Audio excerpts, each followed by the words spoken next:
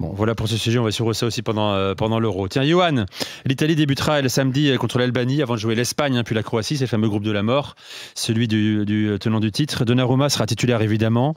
Ce soir, tu voulais dire stop au Donnarumma bashing. Mais y en a-t-il un en Italie comme il y en a un en France et au PSG surtout? Non, c'est plus lié à la France, parce qu'en Italie, il y a évidemment des consultants, des anciens joueurs, même des supporters, qui vont trouver que ce qu'on dit parfois en France, c'est ce qu'il faut reconnaître, c'est-à-dire qu'il doit s'améliorer dans le jeu au pied, que dans les sorties aériennes, ça ne va pas, et que pour l'instant, on ne voit pas d'amélioration, et donc il faut travailler, il faut qu'il trouve quelqu'un pour travailler sur ses défauts, ça c'est clair, et que à chaque fois qu'il y a une boulette, mais c'est le cas de plein de gardiens, quand il y a une boulette, on va la repasser 50 fois, et puis on va dire « Ah ouais, quand même !»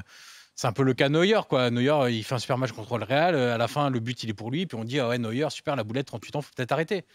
Bon, Donnarumma, il a ce traitement-là, notamment en France, que j'ai du mal à comprendre ou à expliquer. Il n'y a pas de différence de performance entre ses apparitions avec la nationale et après, bon, il joue plus de matchs et donc il est plus à risque au PSG. Ouais, c'est ça. Par définition. Après, moi, j'ai vu Donnarumma faire des très bons matchs avec des champions, en Ligue 1 et avec la nationale, et donc non, je pense pas que ça vienne de ça. Ça serait trop facile sinon, parce que parfois même dans les débriefs en France, j'entends dès que Donnarumma fait un dégagement au point qu'il n'aurait pas dû faire, ah bah voilà Donnarumma, alors que peut-être que c'est juste le geste qu'il fallait faire. Je rappelle quand même qu'il a été élu meilleur gardien du dernier Euro gagné par l'Italie, meilleur joueur du dernier Euro, qu'il a été important dans le titre gagné par la nationale et qu'il a été important dans les tirs au but. Que là, si on prend les matchs de préparation, encore une fois, là où ça tangue un peu en défense, que ça tangue un peu en attaque sur des occasions, lui, il tangue pas. Il a fait 4 arrêts très importants lors des 2 matchs, cumulés, 4 en tout. Il est déjà prêt dans son Euro. Cette saison encore, si on regarde un petit peu les chiffres en championnat, il est le 2e gardien sur les expected saves, ou en tout cas sur les buts évités, pour prendre une traduction française, dans les 4 grands championnats européens plus la Ligue 1, donc c'est le 2e meilleur total. Si on reprend ce chiffre-là, rapporté au temps de jeu, il est numéro 1 en Europe. Mais ça, c'est pas des chiffres qu'on entend, parce que déjà, il faut s'intéresser aux chiffres, et en France, on a un peu de mal avec la data. Et ensuite, il faut surtout pas dire des bonnes choses de Donnarumma, donc on va éviter de dire ces bons chiffres-là aussi. Si on regarde aussi en Ligue des Champions, on dit ouais, il sort jamais de sa ligne, etc.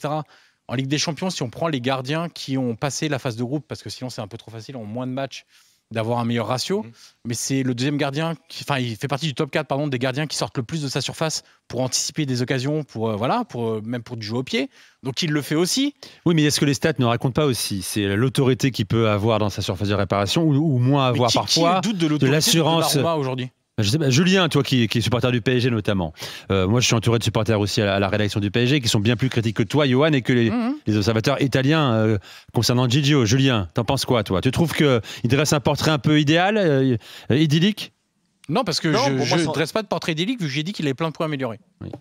Ouais, moi je suis comme Yoann en fait. Je pense qu'il a gagné des matchs à lui tout seul cette saison pour le PSG. À Reims notamment par exemple. Il y a des matchs où il est exceptionnel. Et il y a d'autres matchs où il est passé au travers, notamment effectivement sur les sorties aériennes. J'ai du mal à comprendre finalement comment il ne peut pas progresser à son âge maintenant sur ce genre de moments de match là, parce qu'à un moment tu identifies une faiblesse, tu travailles sur cette faiblesse là pour qu'elle ne soit plus une faiblesse et qu'elle devienne pas forcément même une force ou un atout, mais simplement que tu sois plus faible à ce niveau là. Et j'ai pas l'impression qu'il ait beaucoup progressé dans le jeu aérien sur les 2 dernières saisons par exemple. C'est ça qui me gêne un tout petit peu. Après moi j'adore sur sa ligne, j'adore ce qu'il peut dégager.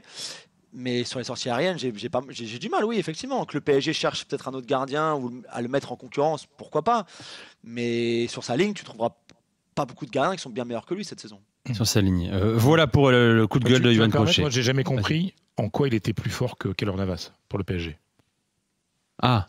Tu vois, pourquoi ils ont fait venir l'histoire est contrariée. Donnarumma alors qu'il y avait Keylor Navas qui venait de parce qu'il était libre, parce qu'il sortait d'un Euro où il avait terminé meilleur joueur de l'Euro aussi, parce que c'était l'idée de Leonardo, on le rappelle, effectivement. C'était une opportunité de marché importante quand même. D'attirer Donnarumma libre, gardien de la nationale, meilleur joueur de l'Euro.